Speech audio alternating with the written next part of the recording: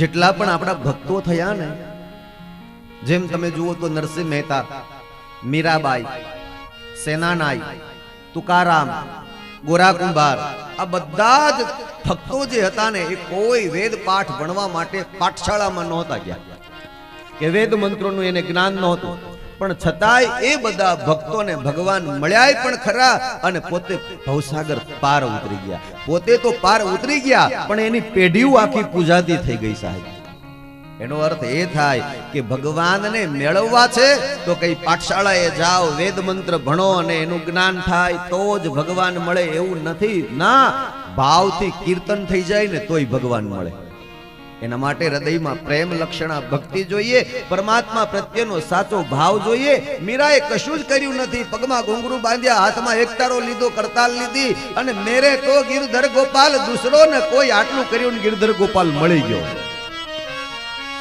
મેવાડના જંગલોમાં જે દિવસે મીરા વૃક્ષોને બાથ ભરી ભરીને એમ કહેતી કે મેરે તો ગિરધર ગોપાલ, મેરે તો ગિરધર ગોપાલ, તે દિવસે મીરાને કોઈકે એમ પૂછ્યું કે મીરા, તારો ગિરધર ગોપાલ જતો રહ્યો એને 5000 વર્ષ થઈ ગયા, હવે કઈ તને ગિરધર ગોપાલ ન મળે? આમ તું મેવાડના જંગલોમાં ભટક્યા કરીશ તો તને શું મળી જવાનું? એટલે મીરાએ કીધું કે ભૂલ તમારી છે, મારી નથી. કેમ? તો કે હું એને ગોતવા માટે ભટકતી જ નથી, તો ઈ મને મળી ગયો છે. હવે તો હું જ્યાં જોઉં છું ને ત્યાં મને ગિરધર ગોપાલ જ દેખાય છે અને આમ વૃક્ષોને બાથ ભરી લઉં ને એમાં મને આનંદ આવે છે અને ઈ આનંદમાં જ મારો પરમાનંદ છે, એટલે હું આમ કરું છું. આ એને મળી ગયો હતો, એને મળી ગયો હતો. હાથમાં કરતાલ લઈ અને નરસિંહ મહેતા બજારમાં નીકળે અને કોઈ એમ કે મહેતાજી કીર્તન કરો, ત્યારે નરસિંહ મહેતા કીર્તન કરવા લાગતા અને એક તાર એની સાથે જોડાઈ જતો. અને મેરે ભાઈ બહેન, ઈ નરસિંહ મહેતાની ભક્તિના પ્રભાવે ભગવાન એવો બંધાઈ ગયો, એવો બંધાઈ ગયો કે જ્યારે જ્યારે નરસિંહ મહેતો હાથમાં એક તારો લે, કરતાલ લે અને ઈ નરસિંહ મહેતો અવાજ કરે કે હે ભગવાન, મારે તારી જરૂર છે, તારે આવવું પડશે, દર્શન કરવાની ઈચ્છા થઈ છે. અને ભગવાને આવવું પડતું. દર્શન દ્યો ઘનશ્યામ નાથ મોરી અખિયા પ્યાસી રે, દર્શન જો ઘનશ્યામ નાથ મોરી અખિયા પ્યાસી રે, દર્શન જો ઘનશ્યામ નાથ મોરી અખિયા દર્શન દ્યો ઘનશ્યામ નાથ મોરી અખિયા પ્યાસી રે. ભગવાન, મારી આંખો તારા દર્શન કરવા માટે તલખે છે. નરસિંહ મહેતો હાથમાં કેદારો લઈને ભગવાનને યાદ કરતા અને એક તારાના તાલમાં, ઈ કરતાલના નાદમાં ઈશ્વરને આવવું પડતું હતું. એ નરસિંહ મહેતાના પોકારમાં ભગવાનને આવવું પડતું હતું. ઈ ભક્તિની પરાકાષ્ઠા. કોઈ વેદ મંત્ર ભણવા નથી ગયા. કઈ ભક્તિ હતી? માત્ર કીર્તન ભક્તિ હતી. એટલે ક્યારેય કોઈએ એવું ન સમજવું કે અમે ક્યાં વેદ ભણ્યા છીએ, અમે ક્યાં પુરાણો ભણ્યા છીએ તો અમને ભગવાન મળે. ના, ઘણીવાર જીવનમાં તમે અનુભવ્યું હશે કે વેદ ભણેલાઓ પાછળ પડ્યા રહેશે અને વેદનાઓ વેઠી વેઠીને માણસ પાર ઉતરી ગયા હશે.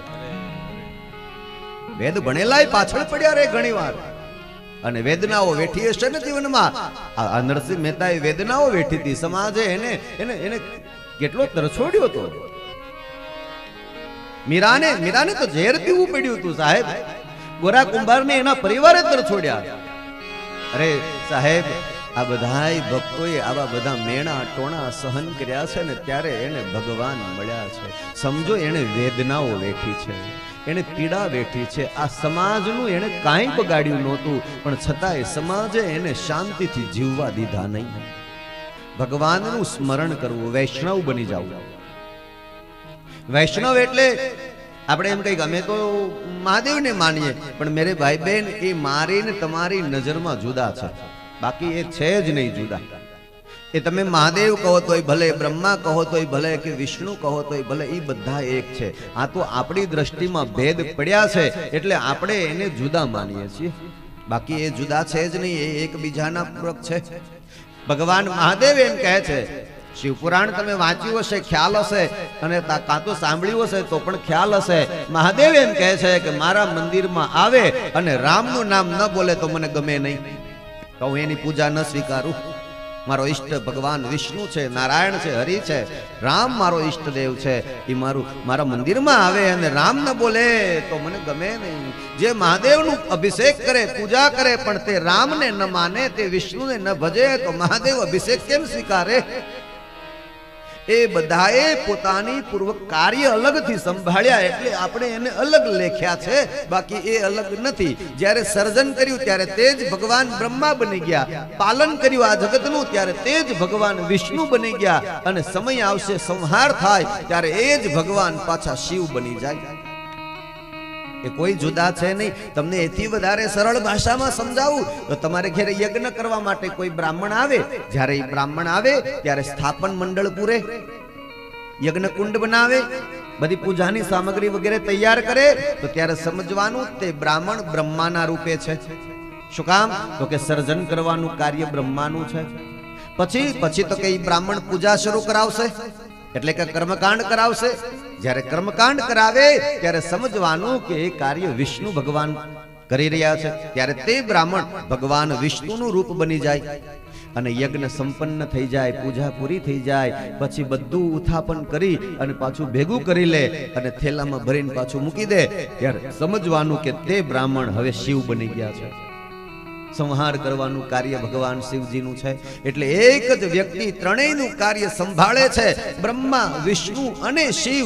આપણા મનમાં કદાચ ભેદ હોય, દ્રષ્ટિમાં ભેદ હોય અને જુદા લાગે તો ભલે, બાકી કોઈ જુદા છે નહીં.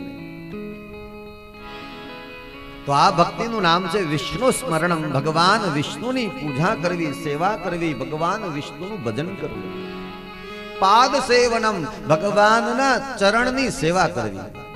આપણને એમ થાય કે ભગવાન ક્યાં છે તો એના ચરણની સેવા કરીએ, ભગવાનની મૂર્તિના પગની પગચંપી કરવાની, આવું લખ્યું છે. પાદ સેવન એટલે શું? તો એ અર્થમાં છે કે જે ભગવાનની સેવા કરે છે એની સેવા આપણે કરી લઈએ એટલે ભગવાન રાજી થાય.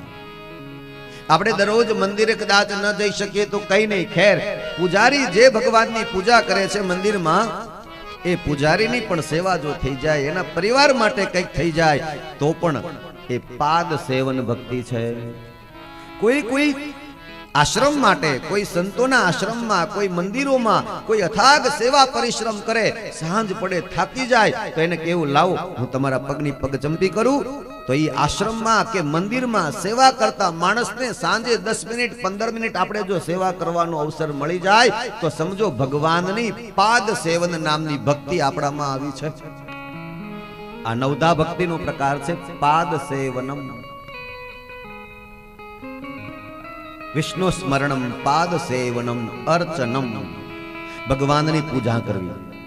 આપણી જેવી સામર્થ્યતા છે, જેવી આપણી શક્તિ છે, એવા ઉપચારોથી ભગવાનની પૂજા કરવી. ભગવાનની પૂજામાં અનેક પ્રકારો છે. 1 મંત્રથી પૂજા થાય, 5 મંત્રથી પૂજા થાય, 10 મંત્રથી પૂજા થાય, 16 મંત્રથી પૂજા થાય, 30 મંત્રથી પૂજા થાય. આ બધી અલગ મંત્રોથી અલગ પૂજાઓના પ્રકારો બતાડ્યા છે. પણ જેવું આપણું સામર્થ્ય છે એવી રીતે પૂજા કરવી. બાકી તો ભગવાનને માટે સોનાના બાજોટ લખ્યા છે કે સોનાના બાજોટ ઉપર ભગવાનને બેસાડવા. અહીંયા પણ ભાગવતજી જ્યારે સંપન્ન થઈ જાય ત્યારે એમ લખ્યું કે ભાગવતજીનું પુસ્તક સોનાના સિંહાસન ઉપર પધરાવીને અર્પણ કરવું. આપણાથી સામર્થ્ય હોય એટલું કરવું જોઈએ. સામર્થ્ય આપણા ઘર પરિવારનું ગુજરાન ચાલતું હોય એમાંથી બધું કાઢીને વેચી નાખીએ અને પછી બધું દાન ધર્માદામાં વાપરીએ ના. આપણા મહાપુરુષો ના પાડે છે, તમારું જેટલું સામર્થ્ય છે એ પ્રમાણે અર્ચન સામગ્રીઓ લઈ આવો અને એ પ્રમાણે ભગવાનની પૂજા અર્ચનાઓ કરો.